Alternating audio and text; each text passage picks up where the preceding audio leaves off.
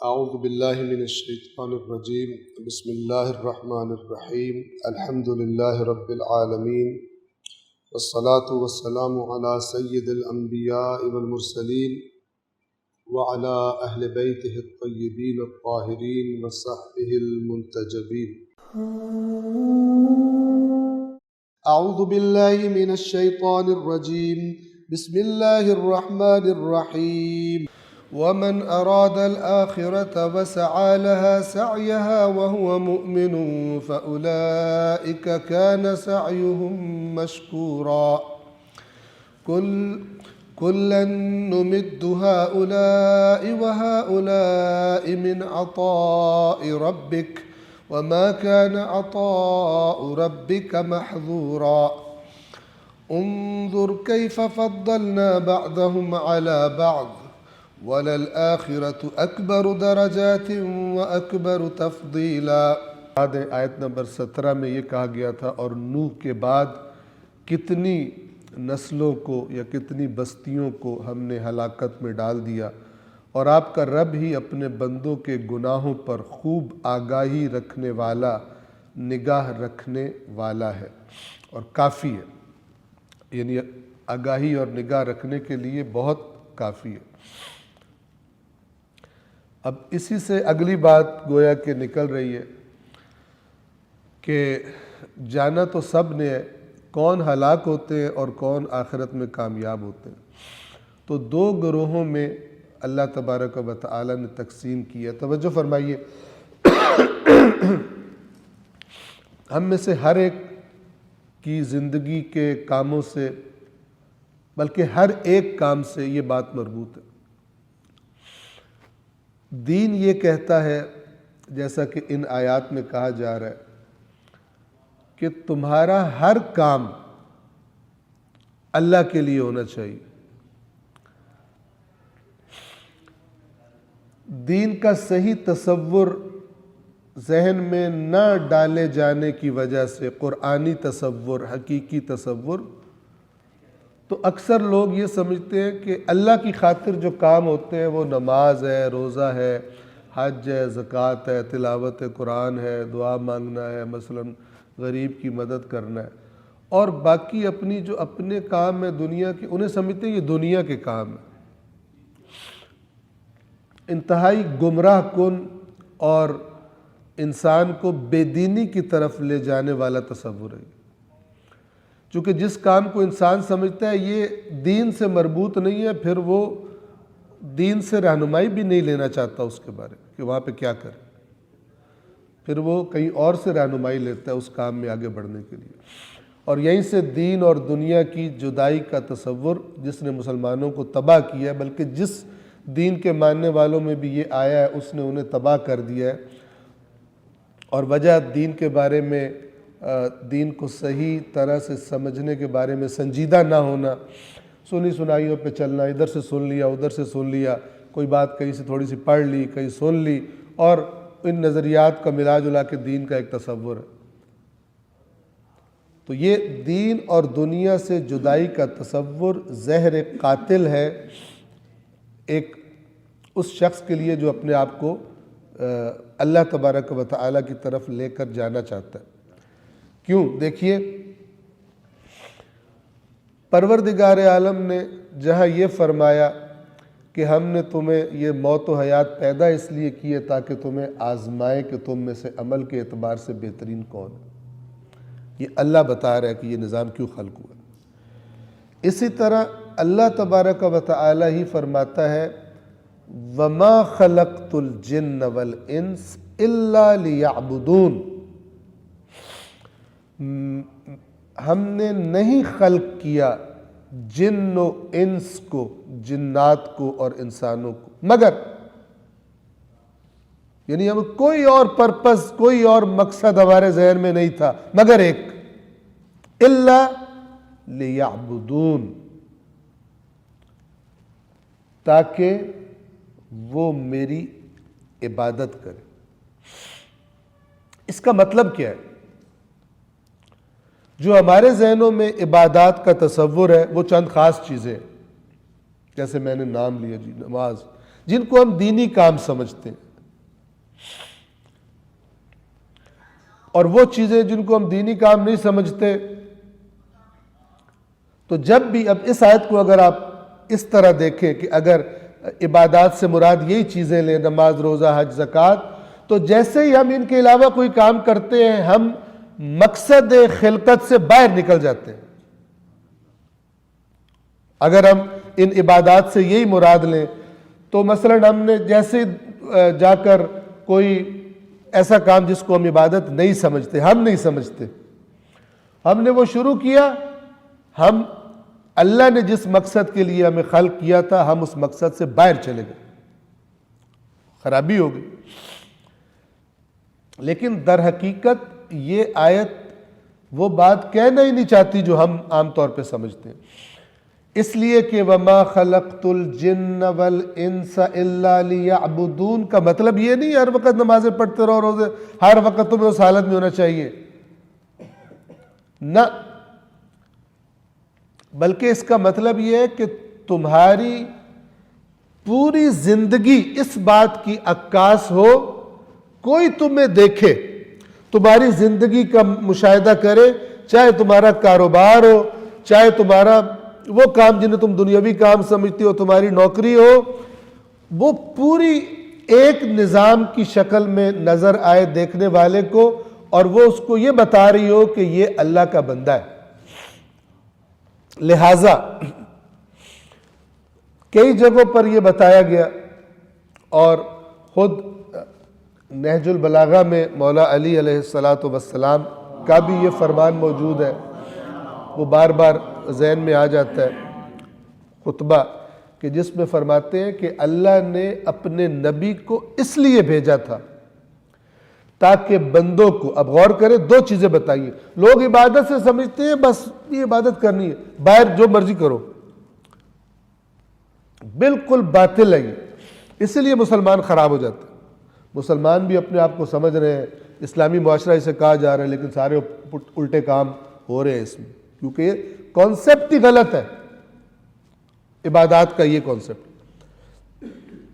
فرمایا اللہ نے اپنے نبی کو اس لیے بھیجا، مبعوث فرمایا، ان کی بعثت فرمائی، تاکہ بندوں کو بتوں کی عبادت سے نکال کر اللہ کی عبادت کی طرف لائیں.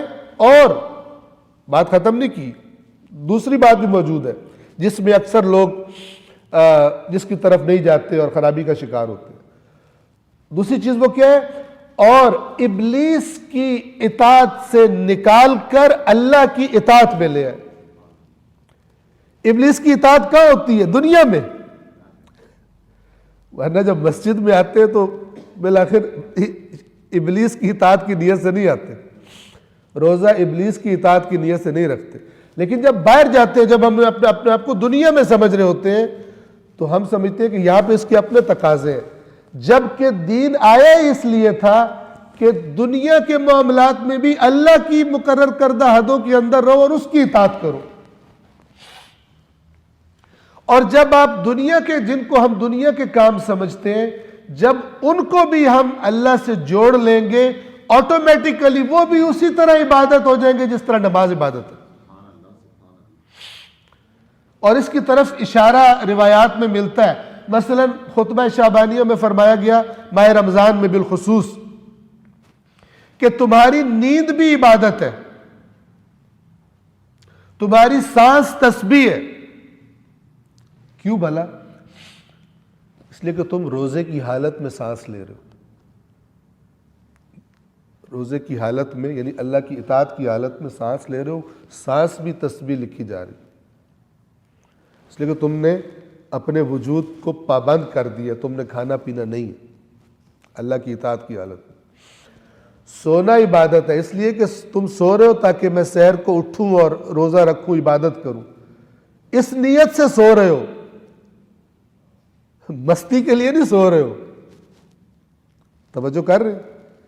اس نیت سے سونا کہ مجھے صبح مثلا اللہ کی اٹھ کے عبادت کرنی ہے، مجھے صبح اپنی وہ ذمہ داریاں جو اللہ نے لگائی ہیں رزق کے حلال کے لیے مجھے محنت کرنی ہے، تو آپ اس نیت سے جب سوئیں گے کہ یہ سونا ضروری ہے ورنہ میں صبح اپنی ذمہ داریاں ادا نہیں کر سکوں گا، عبادت صحیح نہیں کر سکوں گا، اس نیت سے سونا بھی خداوند عالم کے اجر و ثواب کا باعث ہے۔ آپ سمجھ رہے ہیں؟ یعنی پورا یہ جو آیت ہے نا، ہم نے خلق نہیں کیا جنوں اور انسانوں کو مگر یہ کہ ہماری عبادت کریں، یہ مراد ہے۔ یعنی ہمارے سسٹم کے زیر سایہ آ جائے، اس کے تحت ہر کام کرے تو وہ ہے ہی پھر عبادت ہو رہی ہے۔ وہ دکان پہ بیٹھا ہے تب بھی حالت عبادت میں ہے، وہ اسکول جا رہا ہے، کالج جا رہا ہے، یونیورسٹی جا رہا ہے، جو کام بھی کر رہا ہے حالت عبادت میں، تب نکلے گا حالت عبادت سے جب خداوند عالم کے نظام سے باہر جائے گا، کسی اور نظام کے تحت زندگی اپنی گزارنا شروع کرے گا، کوئی کام کسی اور قاعدے ضابطے کے تحت کہ جو الہی نہیں ہے، اللہ کی لمٹس کو مقرر کردہ حد کو کراس کر کے اس طرف جائے گا، اس حالت سے نکل جائے گا، مقصد خلقت سے خارج ہو جائے گا۔ تو یہ اس کو سمجھیں۔ اب یہاں پہ ان آیات کی طرف آئیں۔ آیت نمبر 19، وَمَنْ أَرَادَ الْآخِرَةَ، اور جس نے ارادہ کیا، اوپر تھا من کان یرید، توجہ کیجئے، اور یہاں پر ہے ارادہ۔ یرید یہ پریزنٹ اور فیوچر کے لیے استعمال ہوتا ہے، اور ارادہ پاسٹ ہے، ماضی ہے ایک ہی لفظ، اور میں نے بتایا اس میں فاعل مرید ہوتا ہے اس کا۔ اور جس نے ارادہ کیا آخرت کا،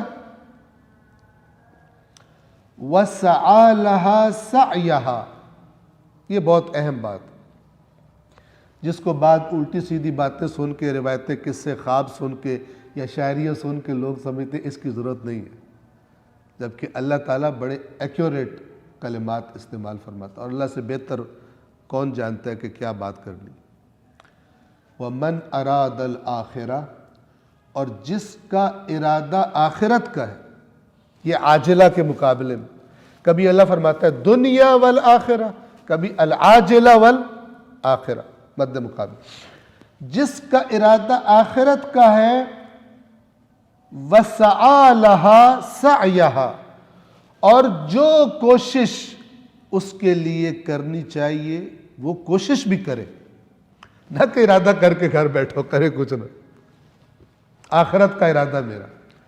تو اللہ نے بتایا جو آخرت چاہتا ہے، قرآن بھرا پڑا ہے، اسے کیا کیا کرنا چاہیے، احادیث بھری پڑی ہے، جو صحیح احادیث ہے، جو جھوٹی احادیث ہے وہ احادیث ہے ہی نہیں، وہ مختلف طریقوں سے آ گئی، تو وہ کیا کہتی ہے، وہ کہتی ہے چٹکی بجاؤ پار، اس طرح لے جاؤ، جبکہ قرآن مجید اور صحیح احادیث پورا ایکسپلین کرتی ہیں کہ یہ اللہ کا نظام ہے، اور یہ کام کرنے والے اور یہ کام نہیں کرنے والے، اور جو بعض کو مانے بعض کو نہ مانے، تو اللہ نے قرآن میں بتایا ہے بدترین سزا ہے اس کی کہ تم بعض کتاب کی باتوں کو مانتے ہو اور بعض کا انکار کر دیتے ہو اور نہیں کرتے ہو۔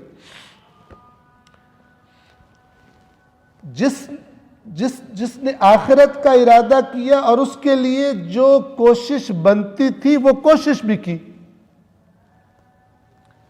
فَهُوَ مُؤْمِنٌ، اگلی شرط کیا ہے، یہ سب اس حال میں ہو کہ وہ صاحب ایمان بھی ہو، چونکہ صاحب ایمان اللہ کے لیے کر رہا ہے تو اللہ اجر دے گا، جو صاحب ایمان نہیں ہے وہ خدا کے لیے نہیں کر رہا، تو جو خدا کے لیے کر رہا نہیں ہے پھر خدا بہتر جانتا ہے اس کے ساتھ کیا کرنا ہے، اللہ پر لازم نہیں ہے کہ اس کو، یعنی اللہ کا وعدہ نہیں ہے اس کے ساتھ۔ وَهُوَ مُؤْمِنٌ، اور وہ مومن بھی ہو، فَأُولَئِكَ كَانَ سَعْيُهُمْ مَشْكُورًا، لفظوں پہ غور کرے قرآن کے، تو یہ وہ لوگ ہیں جن کی کوششوں کی قدردانی کی جائے گی، یعنی کوششیں کی ہوں گی انہوں نے۔ كَانَ سَعْيُهُمْ، یہ نہیں کہ اللہ نے ان کے ارادے کی قدر کی جائے گی، چونکہ ارادہ جب صحیح ہو تو وہ کوشش کرواتا ہے۔ اگر میرا ارادہ مثلا کہیں پہنچنے کا ہے تو میں اٹھوں گا، نکلوں گا، گاڑی میں بیٹھوں گا اور وہاں پہنچوں گا میں، ٹھیک ہے۔ میں نے فلان جگہ پہ پہنچنا ہو، کوئی بندہ پوچھے آپ نے مثال کے طور پہ 1 بجے ادھر پہنچنا تھا اور 1 بجے 5 منٹ رہے، میں کہوں میرا ارادہ ہے پہنچنے کا، وہ کا ارادہ ہے، وہاں تو آدھا گھنٹہ لگتا ہے، یہاں پہ کیا کر رہے ہو؟ بہت تیز بھی چلاؤ گے تو آدھے گھنٹے میں پہنچو گے، 5 منٹ رہ گئے کہ میرا ارادہ تمہارا ہے، تمہاری حالت بتا رہی ہے، تمہارا ارادہ کوئی نہیں. یہ بالکل کامن سینس کی بات ہے. ارادہ حرکت میں لے کے آتا ہے، اسی طرح امید حرکت میں لے کے آتی ہے. وہ ہم ایک مثال دیتے ہیں، ذرا سمجھیے گا. ہم کہتے ہیں ہمیں اللہ سے اچھی امید ہے، اللہ سے ہمیں رحمت کی امید ہے. اللہ نے بتایا رحمت کب کروں گا. ایک تو اس کی رحمت عمومی ہے، جب تک اس دنیا میں ہمیں مہلت ہے وہ سب کے لیے سارے استفادہ کر رہے ہیں. جیسے حضرت موسیٰ سانس لے رہے تھے، فرعون بھی سانس لے رہا تھا. عمومی ہے، وہ نہیں خصوصی. وہ کب ہے؟ مثلا قرآن فرماتا ہے وَأَطِيعُوا اللَّهَ وَالرَّسُولَ لَعَلَّكُمْ تُرْحَمُونَ. اللہ اور رسول کی اطاعت کرو تاکہ تم پہ رحم کیا جائے. یہ خاص رحمت ہے، یہ وہ عام نہیں ہے. یہ کب آتی ہے؟ اس کا استحقاق انسان کب پیدا کرتا ہے؟ جب اللہ کی اطاعت کرتا ہے. اور لوگوں نے کیا روٹین بنا لی ہے، بعض نے جہاں پہ اللہ کی اطاعت نہیں کرتے کہو کیوں نہیں یہ کام کیا، اللہ نے فرض کیا، کہتا اللہ رحم کرے گا. اللہ کہہ رہے میری اطاعت کرو میں رحم کروں گا. یہ جہاں پہ اطاعت نہیں کرتا کہتا اللہ رحم کرے گا.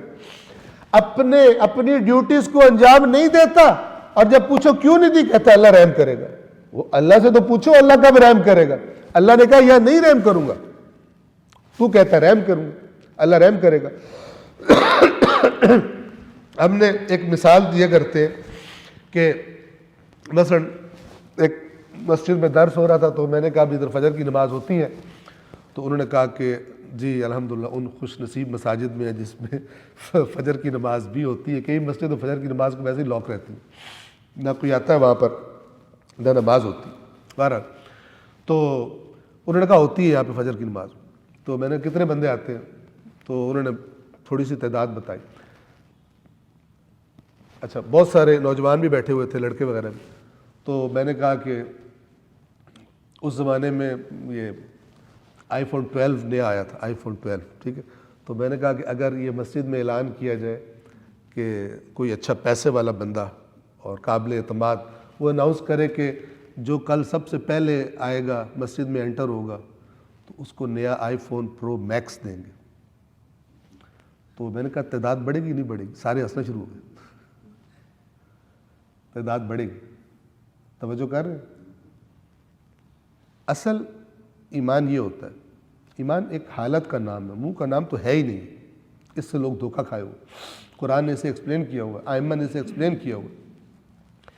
ایمان میں انسان کو حرکت میں لانے کی طاقت ہوتی ہے. جتنا ہوتا ہے اتنا موو کراتا ہے، جتنا نہیں ہوتا اتنا بندہ بیٹھا رہتا ہے. تو میں نے کہا کہ دروازہ مثلا جس ٹائم پہ کھلنا ہوگا، جو دروازہ کھولتا ہے جب کھولے گا تو رش لگا ہوگا کہ نہیں؟ تو لڑکے تو کم از کم پہنچے ہوں گے، آئی فون کے عاشق سارے. ان کا جی بالکل رش لگا ہوگا اور بس تیار ہوں گے پہلے کس نے گھسنا ہے. اب توجہ سے میری بات سنیں. میں نے کہا یہ جو گھروں سے بستروں سے اٹھ کر آئے ہیں اور مسجد کے دروازے پہ جمع ہو گئے ہیں، ان میں سے کسی کو یقین نہیں ہے کہ مجھے ہی ملنا ہے، صرف امید ہے. توجہ کر رہے ہیں؟ اگر تو کسی کو یقین ہوتا تو باقی آتے ہی نہ بھی ایک کوئی ملنا ہے. ان سب کو امید لے کر آئی ہے. ٹھیک ہے؟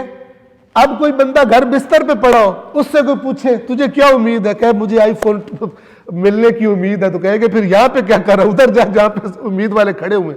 یہ ائمہ نے بات سمجھائی ہے. جس سے کسی کی چیز کی امید ہوتی ہے اس کے لیے عمل کرتا ہے. جو عمل کرتا نہیں دکھائی دیتا اور کہہ رہا ہے مجھے امید ہے، وہ جھوٹ بول رہا ہے. اور جسے کسی چیز کا خوف ہوتا ہے وہ دور بھاگتا ہے. او جی ایئرپورٹ میں بم ہے، خالی کراؤ خالی کراؤ. یہ کیوں ہے؟ خوف ہے، کنفرم نہیں ہے بم پڑا ہوا ہے. وہ خالی کرا دو ایئرپورٹ. خوف ہوتا ہے بندہ بھاگتا ہے. توجہ فرما رہے ہیں؟ خوف اور امید دونوں حرکت میں لاتی، اور ایمان انسان کے اندر خوف اور امید دونوں پیدا کر دیتا.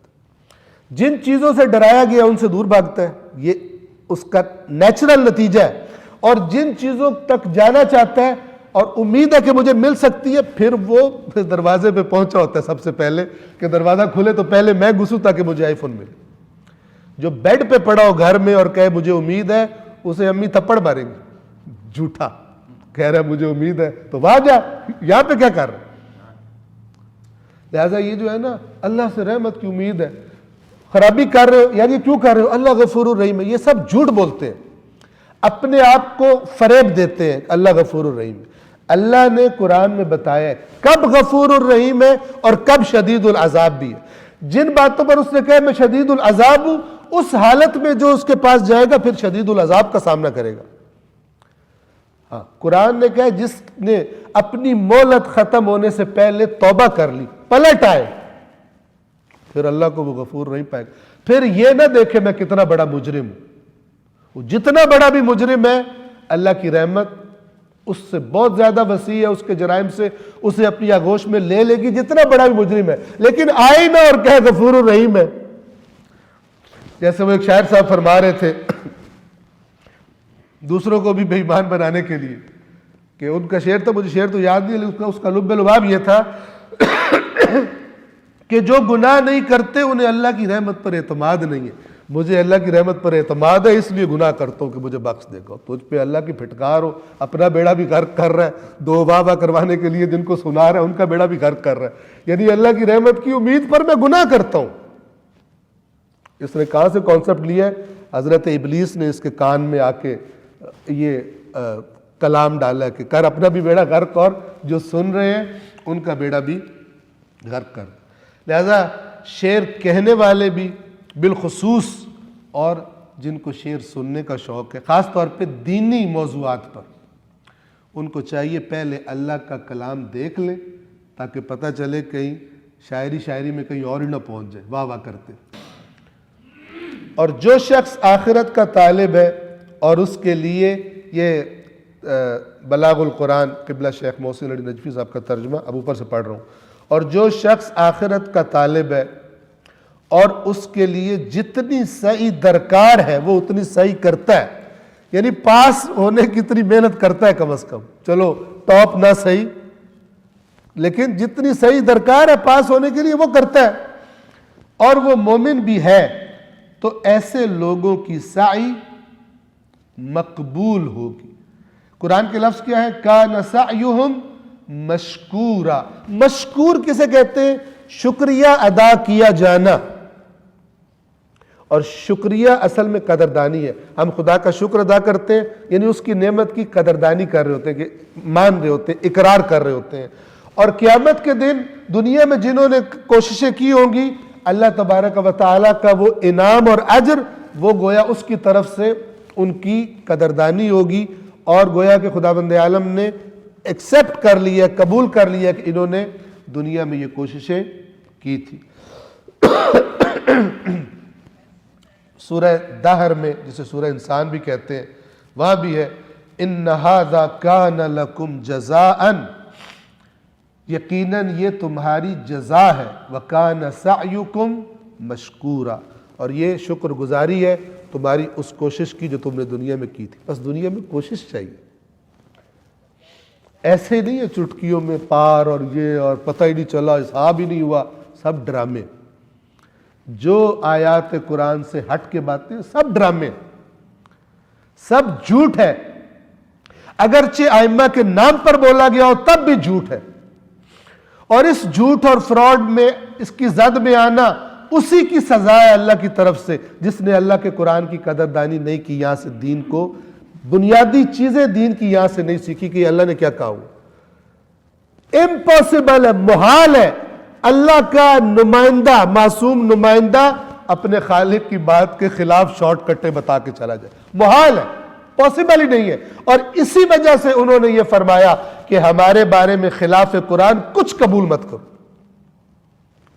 اگر کرتے ہو تو تمہاری اپنی مرضی ہے، ہم نے پہلے بتا دیا کہ خلاف قرآن ہمارے بارے میں کوئی بات قبول نہ کر، چونکہ وہ جانتے تھے کہ بے ایمانوں نے بہت کچھ ہمارے نام پہ گھڑ کے ڈال دیں، جیسے رسول اللہ کے زمانے میں ان کے نام پہ جھوٹ بولا جانا شروع ہو گیا تھا، تو ائمہ تو بالآخر رسول اللہ کے بعد ان ہستیوں پہ خوب جھوٹ بولا گیا۔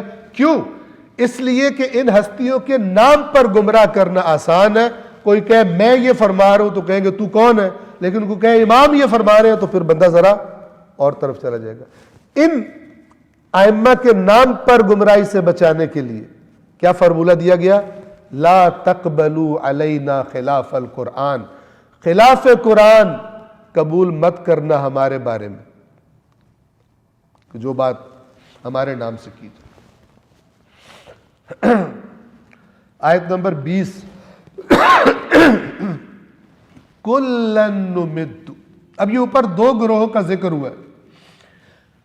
اس آیت میں اللہ فرما رہا ہے کُلًّا نُمِدُّ، یعنی ان دونوں کی ہم مدد کرتے، دنیا کے عاشقوں کی بھی اور آخرت کے عاشقوں کی بھی۔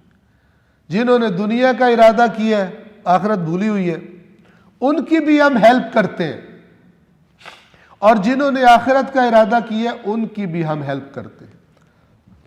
کُلًّا نُمِدُّ ہَؤُلَاءِ وَہَؤُلَاء، دو اشارے، ہر ایک کی مدد کرتے ہیں ہم، ان کی بھی اور ان کی بھی۔ یہ ان اور ان سے کیا مراد ہے؟ دنیا چاہنے والے اور آخرت چاہنے والے، ہم دونوں کی مدد کرتے ہیں۔ یہ دونوں کی مدد کیا مراد؟ کل آیت گزری تھی، جب ہم کسی بستی کی ہلاکت کا ارادہ کرتے ہیں تو وہاں کے عیش پرستوں کو امر کرتے ہیں کہ اس میں فسق کرو۔ ہم نے عرض کی تھی کہ ایک قانون ہے جو اللہ نے بنا دیا، اس طرح پھر تباہی آتی ہے۔ بڑے جب خراب ہوتے ہیں، اونچا طبقہ جب خراب ہو جاتا ہے معاشرے کا، نیچے خود بخود پھر، اور پھر اللہ کے عذاب کے شکار ہو جاتے ہیں۔ یہاں بھی اسی طرح، یعنی اللہ تعالیٰ فرما رہا ہے کہ ہم نے جو اس کائنات کا نظام بنایا ہے، اس کے جو قوانین بنائے ہیں، وہ قوانین اس بات کے پابند نہیں ہے کہ مومن کرے گا تو رزلٹ نکلے گا اور کافر کرے گا تو رزلٹ نہیں نکلے گا۔ یعنی اگر مثال میں دیا کرتا ہوں کہ اگر مومن بنائے گا تو کافی بہت اچھی اور ٹیسٹی بنے گی، لیکن اگر غیر مومن بنائے گا تو کافی جو ہے صحیح رسپانس نہیں دے گی، تھوڑی سی خراب ہو جائے گی۔ بلکہ آج کل ہمیں الٹ دکھائی دیتا ہے، جو بڑے بڑے یہ کافی والے ہیں وہ زیادہ تر دوسرے ہی ہیں، بلکہ جتنی بھی انٹرنیشنل چینز ہیں ان کو آپ دیکھ لیں، بلکہ اوور آل دیکھ لیں، اوور آل ترقی دیکھ لیں، سائنسی ترقی دیکھ لیں، معاشی ترقی دیکھ لیں، یہ دنیا کے قوانین کن کو رسپانس کرتے ہیں؟ جو بھی ان کے تقاضے پورے کرتے ہیں۔ اللہ نے دنیا بنائی اس طرح نہیں ہے کہ اس میں شرط رکھی ہو۔ ہاں، اللہ نے کہا میں نیک عمل مومن سے قبول کروں گا، یہ شرط رکھی ہے، لیکن آیا مومن کرے گا تو میزائل بنے گا، کافر کرے گا تو میزائل نہیں بنا سکتا، لوہا اس کو صحیح رسپانس نہیں دے گا۔ باقی جو مثلا کیمیکلز ہیں ان سے کچھ بنانے کے لیے ایمان کی شرط ہے، نہیں۔ لہذا اللہ فرما رہا ہے کہ ہمارا بنایا ہوا نظام دونوں سے کوآپریٹ کرتا ہے۔ جو ان چیزوں کو استعمال کر رہے ہیں آخرت کے لیے، ان کو بھی رسپانس ملے گا۔ جو ان چیزوں کو، اس دنیا کی چیزوں کو استعمال کرتے ہیں صرف دنیا کے لیے، ان کو بھی رزلٹ ملے گا۔ ایسا نہیں ہے کہ چھری کسی خدا کے دشمن کے گلے پر چلائی جائے تو اس کا لوہا کاٹ دے گا، اور چھری امام حسین کی گردن پہ چلے تو لوہا نہیں کاٹے گا، نہ۔ کُلًّا نُمِدُّ، یہ سسٹم، چاہے اللہ کی بنائی ہوئی چیزیں تم اپنے اختیار سے اچھائی میں استعمال کرو، خدا کی رضا میں، چاہے اس کی نافرمانی میں، یہ اپنا کام کرے گی، چونکہ اللہ تبارک و تعالیٰ نے ان کے قوانین ایسے ہی بنائے گا۔ یہ معنی ہے اس کا، کُلًّا نُمِدُّ، یعنی وہ سسٹم کی چیز یہ نہیں کہے گی مجھے تو اللہ نے بنایا، میں تو اللہ کا عبد ہوں، تو اللہ کی نافرمانی میں مجھے استعمال کرنے لگا ہے، میں نے نہیں چلنا۔ بندوق کہے میں نے نہیں چلنا، چھری کہے میں نے نہیں چلنا، گاڑی کہے میں نے اس کو نہیں لے کے جانا، نہ، لے کے جائے گی، چاہے اوپر نمبر 512 ہی کیوں نہ لگوایا ہو۔ کام 420 والا کرنے جائے گا تو گاڑی جائے گی وہاں پہ، گاڑی نہیں رکے گی، اس لیے کہ ان چیزوں کو اختیار میں دے کر ایک معین مدت کے لیے ہماری آزمائش کی گئی۔ تو اگر غلط کام میں یہ چلے ہی نہ تو پھر آزمائش کیسی ہوگی؟ غلط کام ہوں گے ہی نہیں۔ تو یہ معنی ہے اس کا، کُلًّا نُمِدُّ هَٰؤُلَاءِ وَهَٰؤُلَاءِ مِنْ عَطَاءِ رَبِّكَ، تیرے رب کی عطا سے۔ یہ کیوں کہا جا رہا ہے؟ اس لیے کہ تیرا رب نہ چاہے تو نہ چھری چلے، نہ وہ ہاتھ جاندار رہے جس نے چھری پکڑنی ہے، نہ وہ آنکھیں دیکھ سکے جنہوں نے دیکھ کے کوئی جرم کرنا، سب ختم کر دے وہ۔ لیکن اس نے ایسا نہیں کیا، یہ اس کی عطا ہے، اس نے مہلت دی ہے، اس نے طاقت دی ہے، اس نے عقل دی ہے۔ تو ہم دونوں کو مدد کرتے ہیں، ان کو بھی اور ان کو بھی تیرے رب کی عطا سے، من عطاء ربک وما کان عطاء ربک محظورا، اور تیرے رب کی عطا ممنوع نہیں ہے اس دنیا میں، اس نظام میں۔ جو چیزوں کو استعمال کرے گا وہ استعمال ہوں گی، اور وہ کام ہو جائے گا جس کے لیے ان چیزوں کو استعمال کیا جائے گا۔ یہ ایک عبارت تفسیر کوثر کی بھی پڑھنا چاہ رہا ہوں، اور یہ ایک اہم سوال ہے۔ اکثر لوگ یہ سوال اٹھاتے ہیں کہ کیا وجہ ہے کہ مسلمان حق پر ہونے کے باوجود پسماندہ اور باطل قوت ترقی یافتہ ہے؟ اس لیے کہ جس معاملے میں انہوں نے ترقی کی ہے وہی حق پر ہے۔ یہ کہہ رہے ہیں ہم حق پر ہیں، چونکہ اسلام کرتے ہیں، اس پہ عمل کرو تو پھر حق پر ہو نا۔ اللہ نے جو ایک مثلا پرامن معاشرے کے لیے جو چیزیں بتائی ہیں وہ کوئی اور کر لے، ان کو بھی وہ رزلٹ ملے گا۔ توجہ کر رہے ہیں؟ اور تم اگر ایمان کا دعویٰ کرتے ہو لیکن اس قانون نہیں اس پہ چلتے تو تمہیں امن نہیں ملے گا۔ اس کا جواب یہ دیا انہوں نے، جواب یہی ہے کہ فزیکل قوانین بالکل غیر جانبدار ہوتے ہیں، ٹھیک ہے نا؟ یعنی فزکس کہے کہ مومن آئے تو پھر میں انکشاف کرے گا، ڈسکوری ہوگی، ورنہ میں دھرنا دے کے بیٹھی ہوں، میں نے کسی کی بات ہی نہیں مانی، فزکس بند ہو جائے۔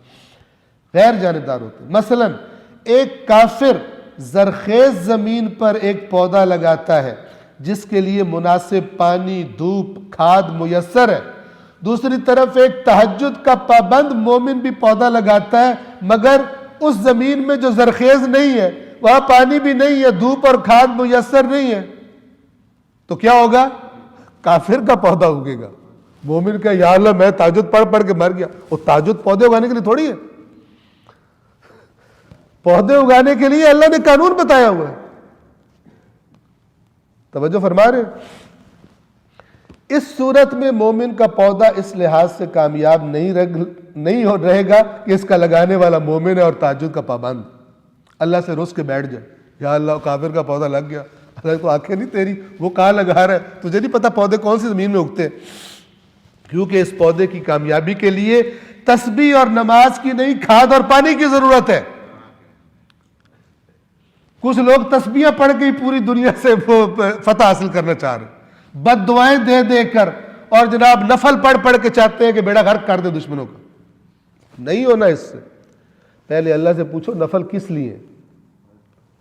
جو عمل کا آلٹرنیٹ ان چیزوں کو بناتا ہے سب سے بڑا احمق ہے دین کے نام پر۔ عمل کا آلٹرنیٹ، تمام انبیاء کی سیرت، انبیاء سے بہتر کس کی دعائیں ہوں گی اور کس کے نوافل ہوں گے؟ وہ جو بطور بشر ان کے بس میں ہے، سب کرنے کے بعد پھر دعا مانگتے، نہ یہ کہ خود کچھ نہ کرے دعاؤں پہ زور رکھے۔ اس قسم کی جو داستانیں اور قصے گھڑے گئے، مسلمانوں کو تباہ کر دیا انہوں نے، بیکار کام چور بنا دیا۔ ایک بڑی تعداد میں مسلمانوں کو جو عمل نہیں کرتے، مسلح پھاڑ رہے گھروں میں بیٹھ کے، تسبیحاں، وظیفے، فلان، عمل کرو نکل کے باہر، ورنہ اتنی جان ہے تمہارے وظیفوں میں، شکست دے کے دکھاؤ اسرائیل کو وظیفوں سے، سارے اکٹھے ہو جاؤ۔ ہے ہی نہیں، اللہ کا قانون ہی نہیں ہے یہ۔ عمل کر، اگر یہ قانون ہوتا تو رسول اللہ ایک بھی جنگ کے لیے کسی میدان میں نہ جاتے، ان کی تسبیح اور وظیفے سے زیادہ طاقت کسی میں بھی نہیں تھی۔ عقل سے ہی فارغ کر دیا۔ ہمارے فلان بزرگ تھے، انہوں نے خواب میں دیکھا کہ جو 100 بار یہ کرے گا اس کا دشمن یوں مر جائے گا۔ جھوٹ۔ پورے مسلمانوں کی ذہنیت ہی بگاڑ کے انہیں کام چور بنا دیا، اور یہ کام اللہ بہتر جانتا ہے کہ کس طرح شیطان نے اپنے چیلوں کے ذریعے اس قوم کو، امت محمد مصطفیٰ کو بیکار کرنے کے لیے اس قسم کی چیزیں ڈال دی بیچ میں، تاکہ عمل کا آلٹرنیٹ سمجھے۔ عمل کا آلٹرنیٹ کوئی چیز نہیں۔ ادھر بھی آپ دیکھیں، جو آخرت کا ارادہ کرتا ہے اور جو اس کی کوشش چاہیے وہ بھی کرتا ہے، نہ کہ صرف ارادہ کر۔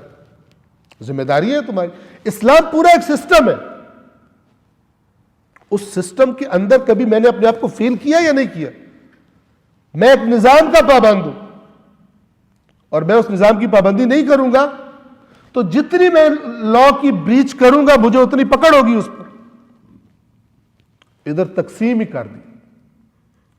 لہذا یہ بات یاد رکھیں، اور اگر ایسے لوگ ہیں تو ان کو سمجھائیں، اور ایسی سٹوریوں اور قصوں پہ نہ باور کریں چاہے وہ ائمہ کے نام پہ سنائے جا رہے ہیں، جو بنیادی واضح ترین قرآنی اصولوں کے خلاف ہے، عقلی اصولوں کے خلاف ہے۔ ورنہ پھر ان کو کہیے کہ آؤ سارے مل کے وظیفہ کرنے والے بیٹھ جاؤ اور اس پاکستان کی اقتصادی حالت ہی بہتر کرا دو، IMF سے نہ مانگنا پڑے اور نہ یہ ٹیکس لگانے پڑے، وظیفے کرو پاکستان کے بے ایمان ختم کر دو جو اس کو لوٹ رہے ہیں، وظیفے کرو اسرائیل تباہ کر دو، وظیفے کرو پتہ نہیں کیا کیا کر دو، کرو وظیفے۔ نہیں ہونا، اللہ کا قانون ہی یہ نہیں۔ اور جھوٹے قصوں سے اللہ کے قانون نہیں بدلتے، چاہے وہ جھوٹے قصے ائمہ کے نام پہ سنائے جائیں، چاہے پیروں فقیروں کے نام پہ سنائے جائیں، چاہے باپ دادوں کے نام پہ سنائے جائیں۔ اور جو اللہ کے قرآن کو چھوڑ کر اور جگہوں سے نظریات لے کے بیٹھے ہوئے، پھر یہ کیسے ہو گیا، ان کے دادا نے یوں کر دیا تھا۔ سبحان اللہ، تم قرآن کو دیکھو، قرآن میں کیا لکھا ہوا ہے؟ دادا نے پتہ نہیں جھوٹ بولا یا اس کا بچہ جھوٹ بول رہا ہے اپنے دادا کو بڑھانے کے لیے، اس کے خلاف کیسے ہو سکتا ہے؟ اکثر نظریات لوگوں نے وہ سنی سنائی پہ بنائے ہوتے ہیں، جس کی وجہ سے اس امت کی حالت خراب ہوئی پڑی۔ آیت نمبر 21، انظر فعل امر ہے، دیکھ، نظر سے، انظر دیکھ، دیکھیے، کیف فضلنا بعضهم علی بعض، کیسے، کس طرح ہم نے بعض کو بعض پر فضیلت دی۔ اس دنیا میں کسی کے پاس زیادہ مال ہے، کسی کے پاس کم مال ہے، یہ ہم نے کیا، انہوں نے سسٹم ایسا بنایا، چاہے تو ہم یہ نہ کریں، یہ فضیلت دی ہے۔ لیکن اس سے دھوکہ نہ کھانا کہ جس کے پاس دنیا میں زیادہ ہے آخرت میں بھی وہ بڑا ہے۔ وَلَلْآخِرَةُ أَكْبَرُ دَرَجَاتٍ، درجات کے اعتبار سے بہت بڑے درجات ہیں آخرت میں۔ یعنی تم ادھر سمجھ رہے ہو اتنے پیسے ہیں، کچھ بھی نہیں ہے جو اللہ آخرت میں رکھ کے بیٹھا ہے نیک لوگوں کے لیے۔ تو یہ دنیا کسی کی تمہیں دھوکہ نہ دے دے کہ تم بھی اس جیسا بننے کے لیے خدا کی حدود کراس کرنا شروع ہو جاؤ۔ آخرت میں بہت زیادہ ہے، بہت بڑے درجات ہیں۔ وَلَلْآخِرَةُ أَكْبَرُ دَرَجَاتٍ وَأَكْبَرُ تَفْضِيلًا، اور فضیلت کے اعتبار سے بھی آخرت میں بہت زیادہ فضیلتیں ہیں۔ لہذا یہ دنیا میں آزمائش کے لیے جو انسان کو اختیار دیا گیا، کسی کے پاس زیادہ ہے کسی کے پاس کم ہے، کوئی امیر کے گھر پیدا ہو رہا ہے کوئی غریب کے گھر پیدا ہو رہا ہے، اس سے دھوکہ نہ کھانا، یہ آزمائش کے لیے۔ اور اصل تمہاری توجہ کہاں رہے؟ آپ دیکھیں 1 کروڑ روپیہ پڑا ہو، بندہ اس کو دیکھ رہا ہو کسی طرح حاصل کرو، اسے کو کہے ادھر بھی دیکھ تھوڑا سا، ادھر دیکھے 1 ارب روپیہ پڑا ہو، اب توجہ کدھر کرے گا؟ کروڑ کی طرف دیکھے گا، یعنی چوائس یا یہ یا وہ، کہے گا وہ ارب چاہیے۔ ادھر دوسری طرف اس کو 10 ارب دکھا دے، وہ چھوڑ کے ادھر بھاگ پڑے گا۔ تو اللہ تعالیٰ یہ کہہ رہا ہے کہ اس دنیا میں کسی کے پاس زیادہ دیکھ کے وہ حاصل کرنے کے لیے، وہ 1 کروڑ کے لیے کھرب نہ چھوڑ دینا۔ میں کھرب کہہ رہا ہوں چونکہ آخرت کا کوئی موازنہ ہی نہیں، جو اللہ اور اللہ کے رسول نے خبریں دی ہیں اس کے مطابق بہت زیادہ ہے۔ لہٰذا یہ دنیا میں بعض لوگوں کو اونچا دیکھ کر تم آخرت کو نہ بھول جانا کہ اس کے پیچھے دوڑ پڑو۔ آخرت بہت بڑی ہے، درجات کے اعتبار سے بھی اور فضیلتوں کے اعتبار سے۔ دیکھ لیجئے ہم نے کس طرح ان میں سے بعض کو بعض پر فضیلت دی ہے، اور آخرت تو درجات کے اعتبار سے زیادہ بڑی اور فضیلت کے اعتبار سے بھی زیادہ بڑی۔